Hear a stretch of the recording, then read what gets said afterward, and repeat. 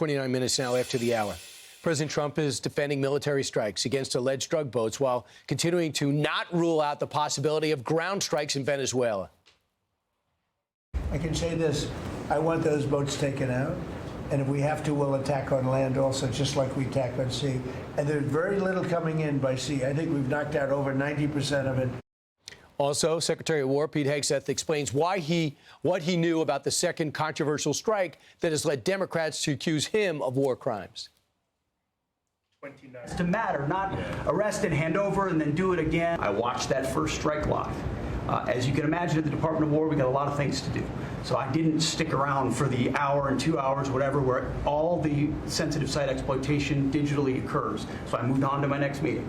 A couple of hours later, I learned that that commander had made which he had the complete authority to do.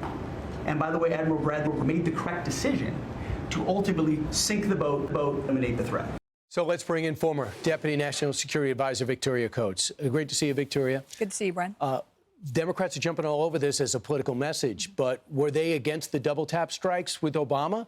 Because he had to do it multiple times. Amnesty International, Human Rights Watch were upset from his 8 years in office when he took out over 560 terrorists with drone strikes, many of which we didn't get the first time. He had to go back a second time. Why are they upset now? No, that appears to now be distant history with Obama. We've forgotten all about that. And I think what they're trying to do is justify that crazy video that the Democrats put out 10 days ago, trying to say that the president and Secretary Hegseth were issuing illegal orders. And so now they're retrospectively going back and saying, oh, well, look what happened here. And that makes what we did okay. It's not okay. Not going to get upset with Pete Hegseth because he was too mean to the narco-terrorists. This threat has to be eliminated. These people are killing American citizens. That's what the president's focused on. The biggest disappointment is so-called military people like Senator Mark Kelly sees as pure politics, instead of understanding, I'm sure he missed a few times in his 35-plus strikes and might have go back to finish the job that he did in battle, and we salute him for that. Maduro, in the New York Times today, it says Maduro wants to outlast Trump. He says he's got his personal bodyguards. He never sleeps in the same place. He doesn't use cell phones. Does he, by outlasting, is there a risk if Maduro survives looking like he beat America? Well, there's always a risk, but I think Maduro's in an increasingly precarious position here. And so he's losing a lot of assets in Venezuela. Their refinery, Citgo, in Houston, is being auctioned off at essentially a sheriff's sale to satisfy their debtors. They're going to run out of money. So on top of everything else he faces, the country is really circling the drain. So here's Marco Rubio yesterday on the deal that could be cut or not cut. Watch. We're going to do everything we can to make it work. That's what we've been doing for 10 months. That's been our aim and our goal here the entire time.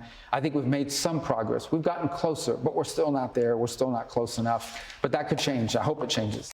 Right. And they had a conversation, and evidently the president said, you got to go. You can go with your family, but that's it, and leave. So hopefully the CIA is doing some great work on the ground.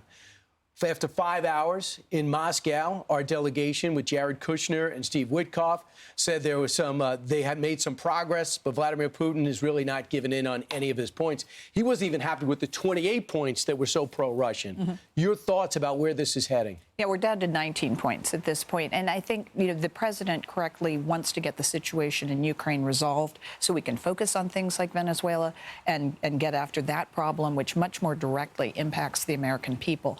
So hopefully, the big sticking point appears to be that eastern boundary of what's going to be the border between Ukraine and Russia. That's always going to be the hardest thing for the Ukrainians to figure out what they can give up. But, Brian, the key thing here is for Europe to stand up here and become an active player in all of this. They have to get off the Russian gas. They say they're going to do it by late 2027. No, they should do it tomorrow. Stop paying for this war on European soil. And then also they have to make that 5% commitment that they made in The Hague in April of GDP for defense. And if Europe does that, the European national economy is worth $20 trillion a year. Russia's $2 trillion. If they make their 5%, that takes care of the Russian problem. It's on them. Yeah, well, we'll see. Vladimir Putin really has nowhere to go, so he's going to stick this out as long as he can, I guess. We'll see. We'll get more details throughout the day. Victoria Coates, thanks so much. Thank you, Brian. Hey, it's Will Kane. Click here to subscribe to the Fox News channel on YouTube. It's the best way to get our latest interviews and highlights. And click to subscribe to the Will Cain podcast for full episodes right now.